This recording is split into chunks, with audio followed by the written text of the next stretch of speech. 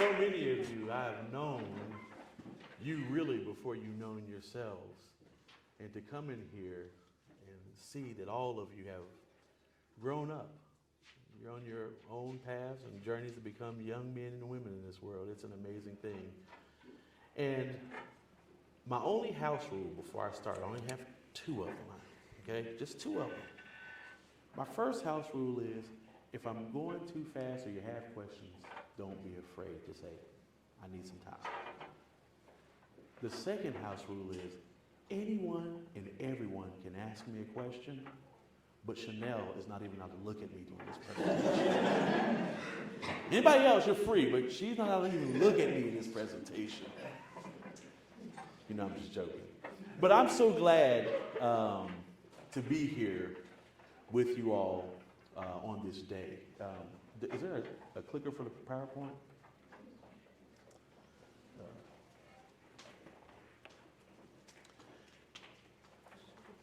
And the last time I was here, I introduced the concept of West Virginia. We looked at inventors and, you know, we went through a variety of different levels of African American history. But today I want to be more focused. And then towards the end, I'm going to test you all. We're going to start by me testing your knowledge, but then we're going to end with me testing your knowledge to see what you have been able to retain through the years about Black History Month. Now, so again, Black History Month is not a time to be divided. It's truly a time to be united. And that is what Black History Month was set up for in its original intentions. I want to start off by watching our first slide here.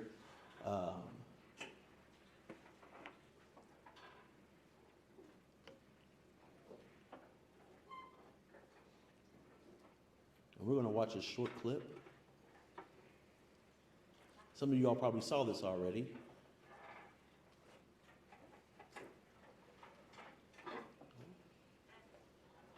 Are you not wanting to play?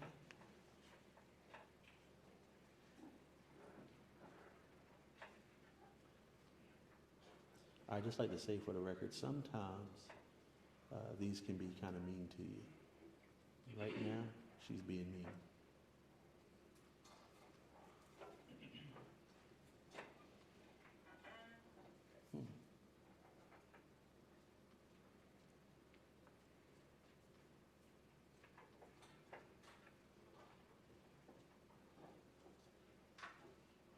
Well, let's move along.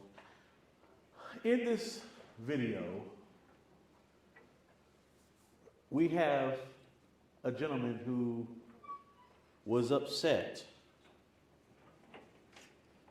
He's upset because after they sung the national anthem at the NFL Super Bowl, they sung what has been defined as the Black or Negro national anthem.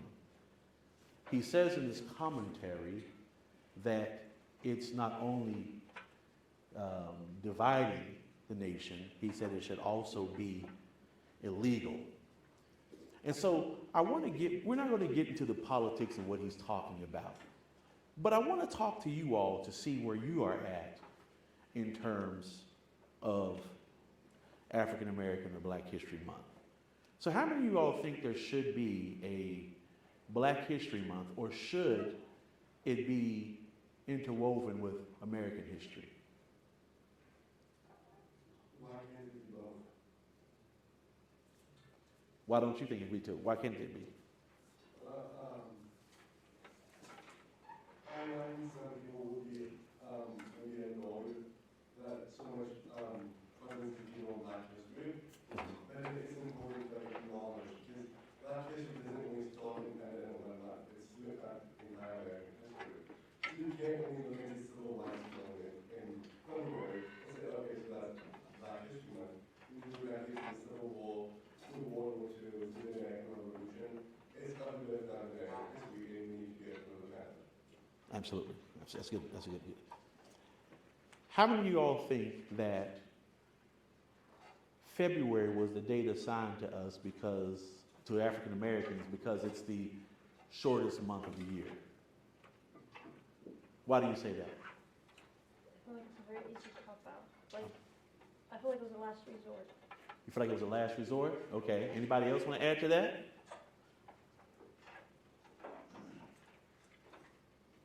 Yes, ma'am.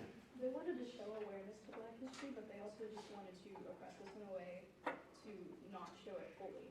You know, because you can't just shove Black history into a month. It can't just be a month. It has to be longer than that. Okay, okay. How many of y'all believe that Black History Month is American history? Me too. I like that we're on the same page. Just going around the room quickly, can any of you give me 2 things that you know for sure about African American history? And if you say President Obama, I'm going to kick you out the class.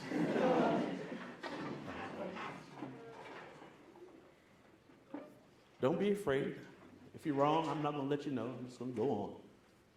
Just 2 things. Yes, ma'am.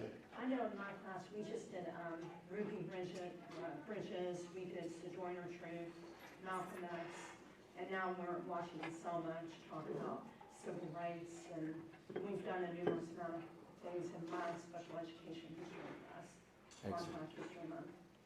Excellent, excellent. Anybody else? Anybody can tell me what they learned about Malcolm X or Ruby Bridges? Which is very interesting. Okay, so I'm assuming that many of you actually know, but you're afraid to speak up. Where's Clea Hairston? Clea, 2 things. Okay, Black people have been oppressed in this country for generations and centuries. Sorry, I'm going to get one more nice. We had the Civil Rights Movement, which was a series and a numerous amount of protest walk-ins, sit-ins, and just overall protests to fight for our rights. And during that time, we were still faced with violence, even though we were peaceful, they didn't care. They would hose us with water hoses, attack us with dogs, the fun things that police carry, they didn't care.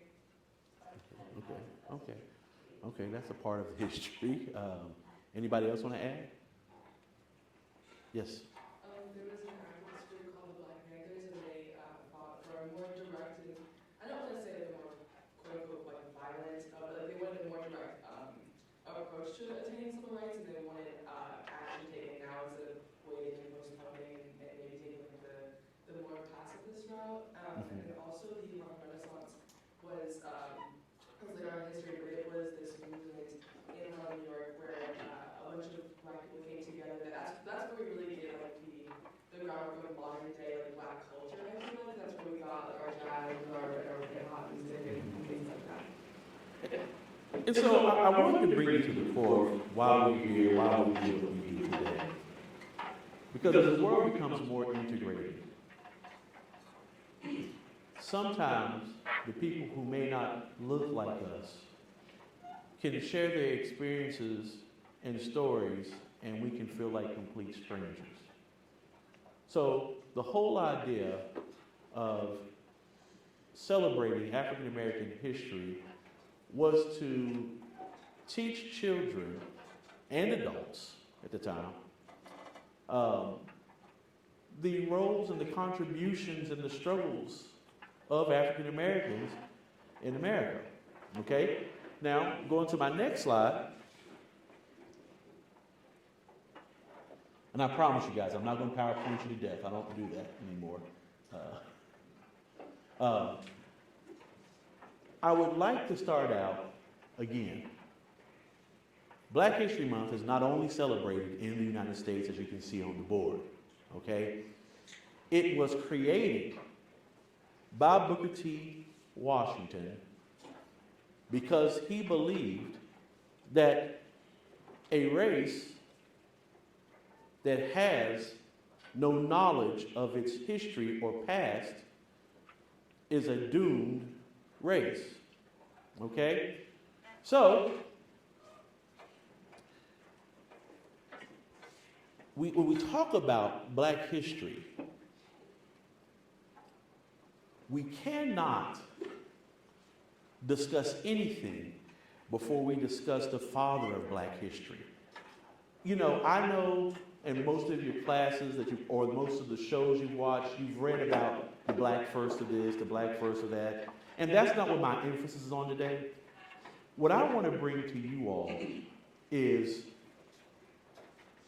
the accomplishments and the contributions made by black Americans right here in West Virginia of our past, our present, and who's going to do more things in the future.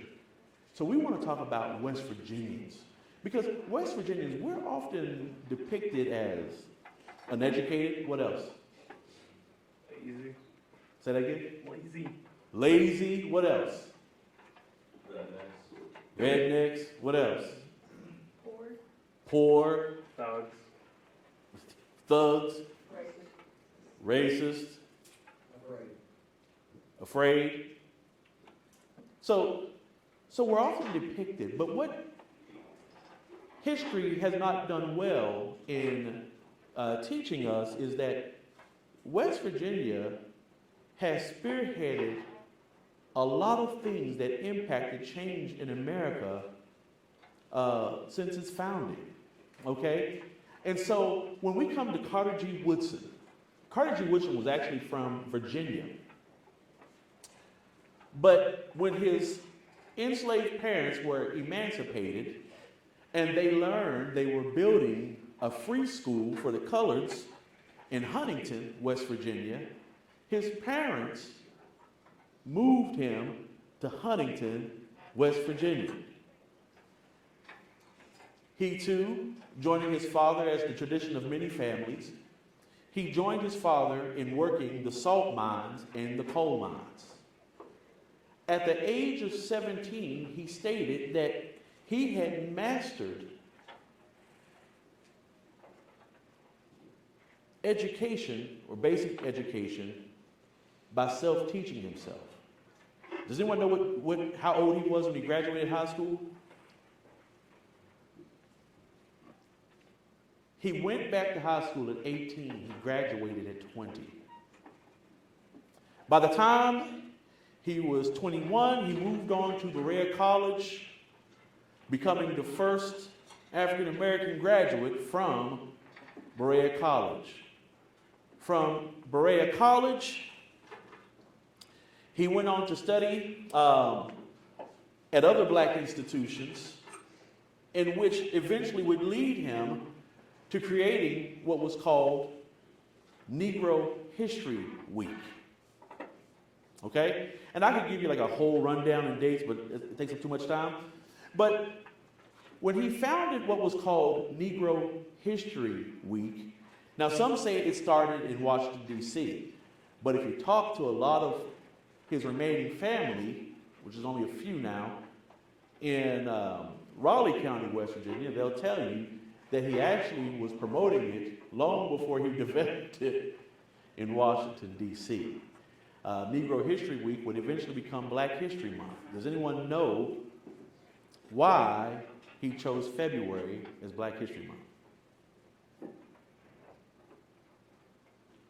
He did it for two reasons. He had two heroes. Yes? Was it one of the people, Frederick Douglass, his birthday was this week? Okay, that's good. That's good. You think you're smart, don't you? So, yes, he did it because of two heroes that he looked up to and admired greatly. Negro History Week was the second week of February because of his two heroes. Honest Abe Lincoln, President Honest Abe Lincoln, and Frederick Douglass. It was the week of their birthdays. That is why Black History Month is on February. It wasn't to short us. It wasn't to discredit African Americans. It was because that was the week he originally chose for African American history. Speaking of Frederick Douglass, you had people like Frederick Douglass who moved in the civil rights of West Virginia. Now, we know he was not from West Virginia, right? But Frederick Douglass spent a lot of time in West Virginia. He spent time in what was known as the first African American Institute of Higher Education, Stewart College, where he was on the board for over 10 years. He would speak all throughout the state of West Virginia because he greatly admired the state on their staunch stance against slavery.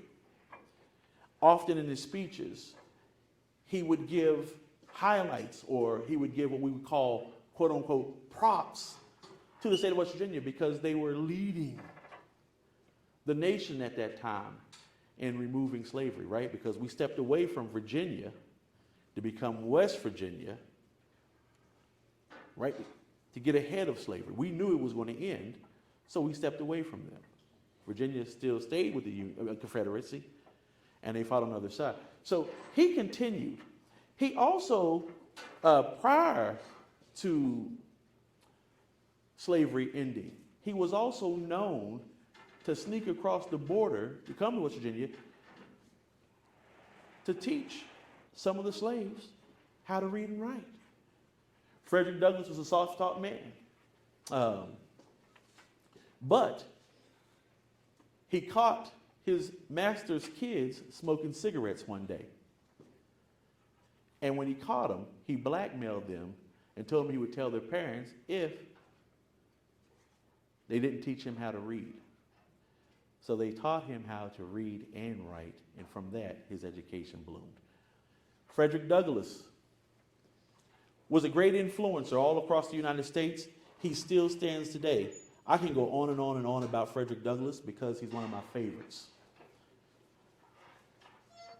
Frederick Douglass was inspired by Stewart College. He used Stewart College and Howard University to spread his influence across the state. Does anyone know what Stewart College is significant to?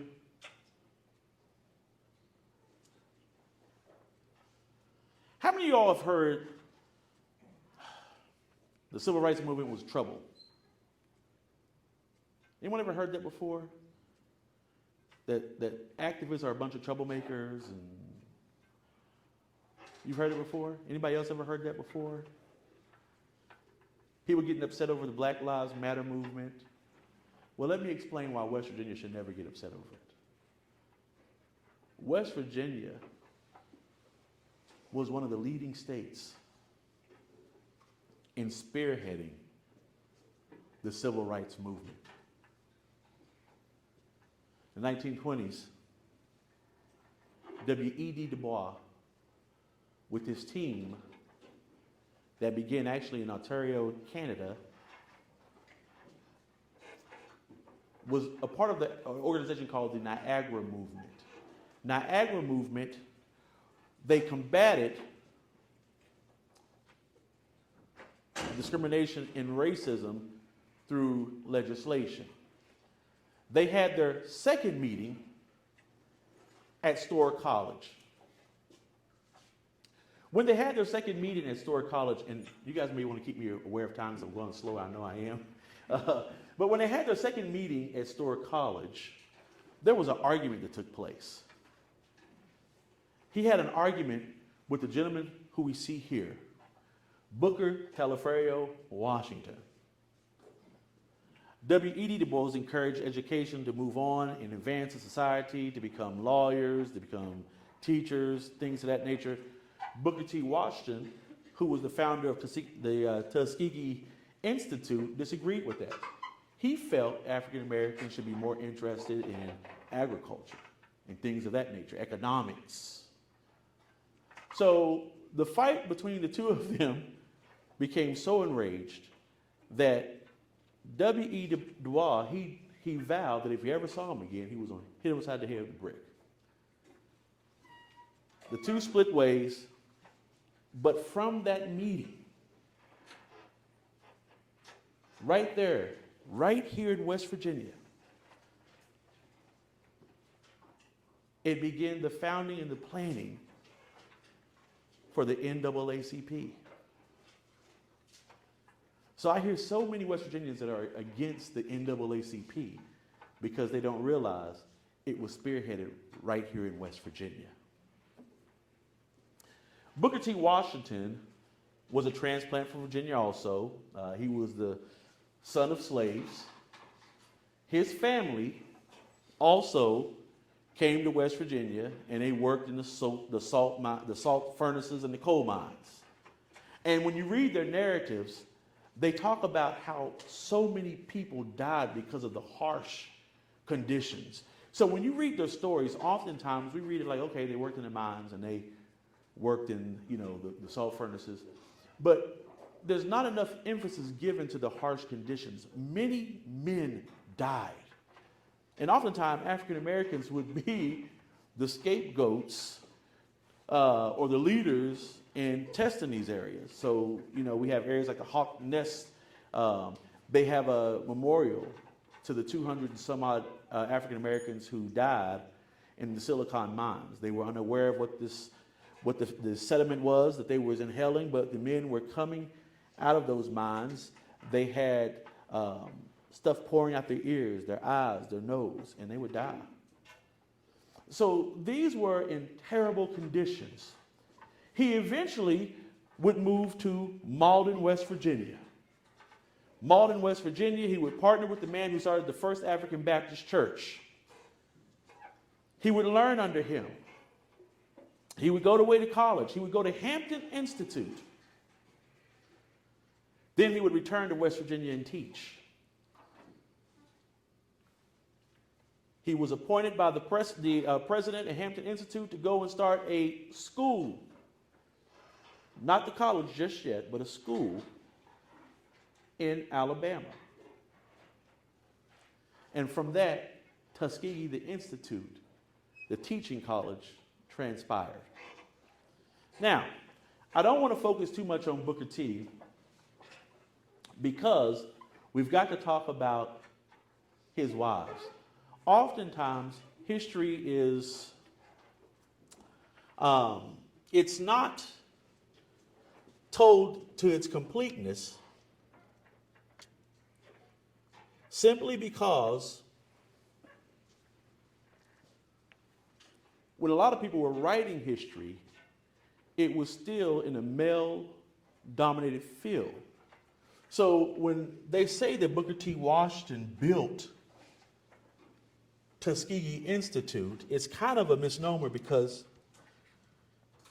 he didn't do it alone. He had the help of two beautiful wives. The first one is Fanny Smith. Can anybody tell me where Fanny Smith is from?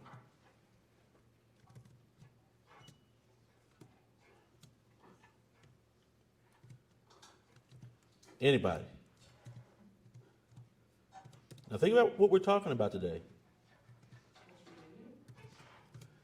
Absolutely. She is from West Virginia. West by God, Virginia.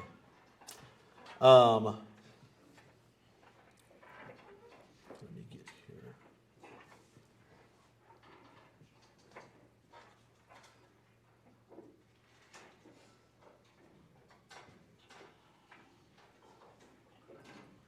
So Fanny, again, like Booker T. Washington, she grew up in Malden, West Virginia. And the assumption is that is where the two of them met. She too would later on go to Hampton Institute, and she would marry Booker T. Washington upon their graduation.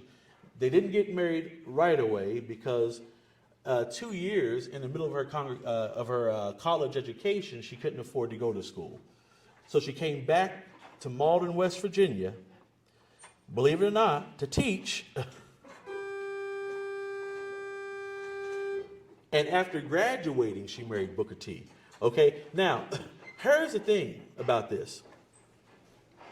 as soon as they were married, he told her, prior to this, he wanted her to come to West Virginia, not to West Virginia, I'm sorry, but to Tuskegee because he needed help at the college. Now, how many of you have ever heard of Fannie Smith helping build Tuskegee Institute? Anybody ever heard that before? No, you haven't. So, she immediately joined Tuskegee, and she is credited for growing the curriculum for female students and developing the school's home economic programs. Sadly, she would die. Then he would marry his second wife, Olivia America Davidson. She was born free.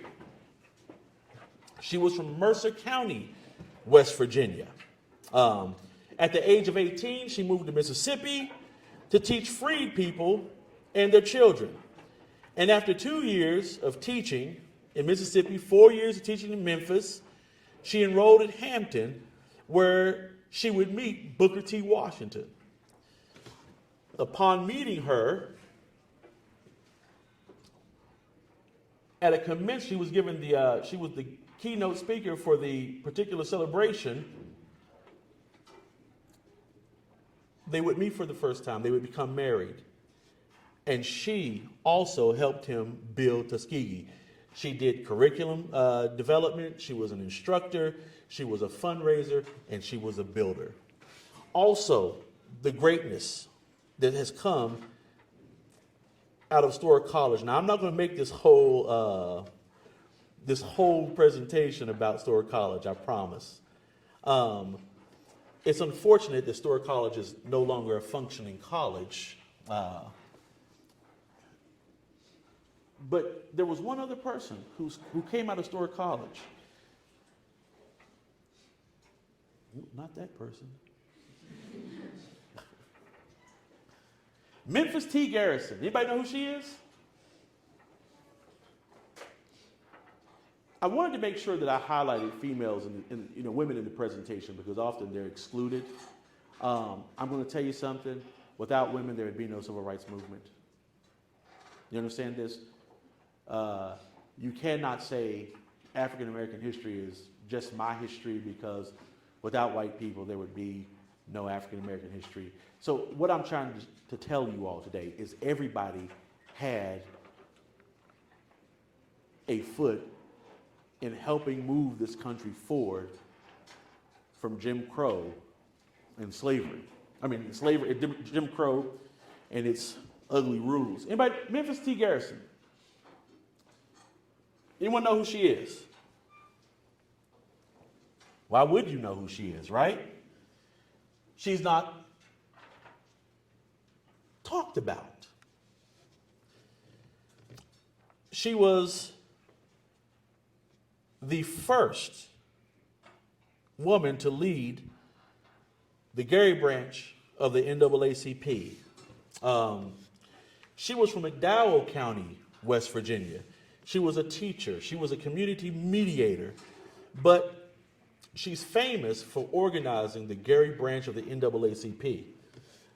She went on to work for U.S. Steel, but her key contribution to West Virginia and America, she was the first to introduce the anti-lynching bill.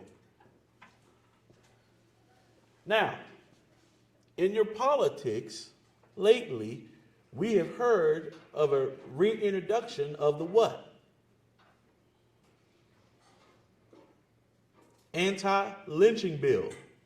Now, I want you guys to think about it. She was going strong from 1931 to 1946.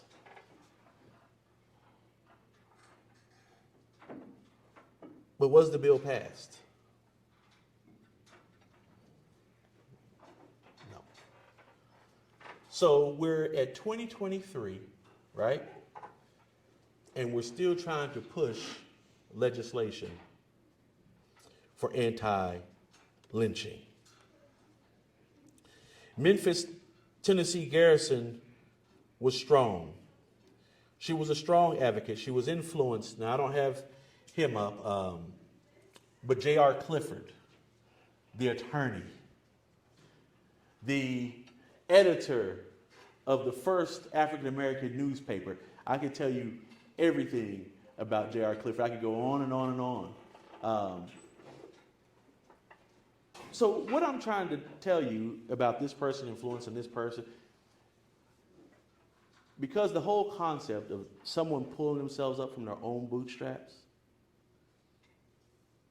it's not possible. We all lean on people for information, for growth. Because in our struggle to become adults, we have to become self-educators, right? We educate ourselves through applied knowledge, life experiences, through research. The next person, I'm going to go on, and then we're going to test your knowledge here. How much time do I have? 5 minutes. Oh, Lord. I ain't got it. Okay. I'm going to tell you about 3 more people, and I want you guys to meet my family. These 3 men were also graduates of Stewart College. The man here that you meet he was the former CEO of Johnson & Johnson Chemicals, Houston G. Brooks. Houston and his team, right around the year of somewhere between 1990 and 1992, they developed a process that could actually repair cells. He came to West Virginia to go to Stewart College, and he married this hot number named Willow Brooks, who's the matriarch of our family. He goes on to marry, his brother, please don't smack me for saying that, sir. General Leo Brooks Sr.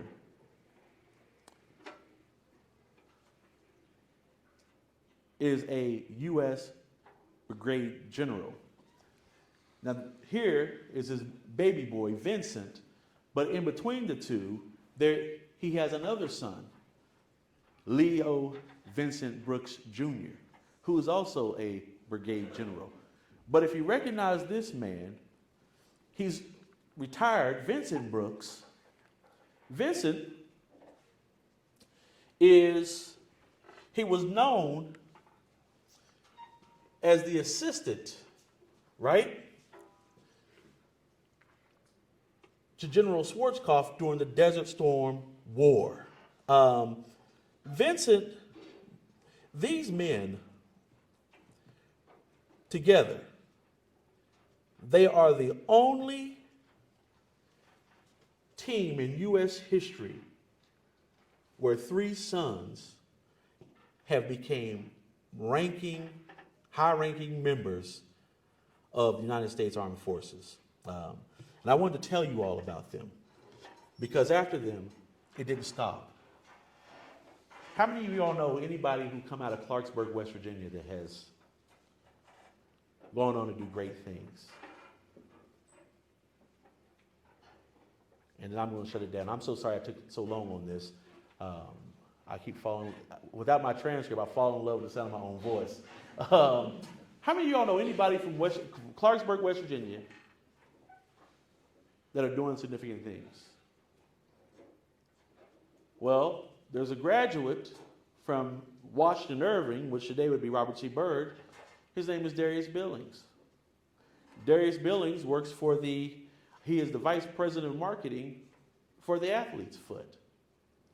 He just recently created a program because he realized African Americans are the number 1 consumers of tennis shoes.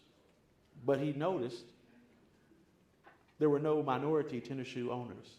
So he created a division solely to recruit minorities and introduce them to the franchise ownership of tennis shoes.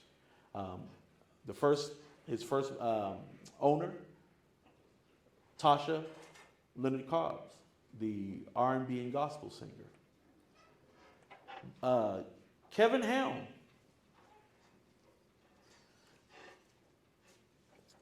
Superintendent Kevin Helm. He is the director Right now, he's in China for the next 3 years, but he is the director of diplomatic services in China.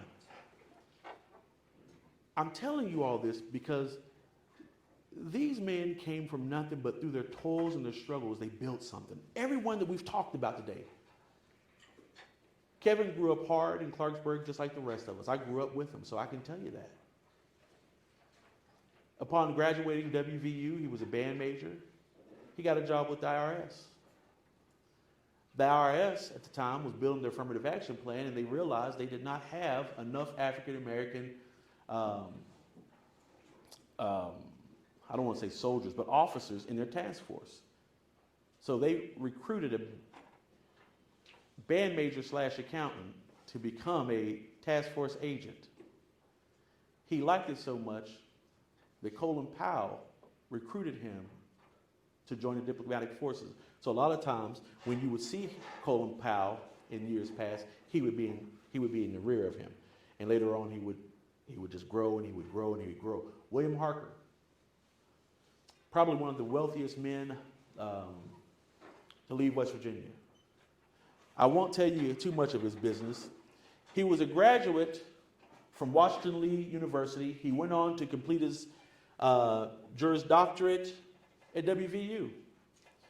From WVU, at the age of 25, he was contracted with the Sears Holding Company.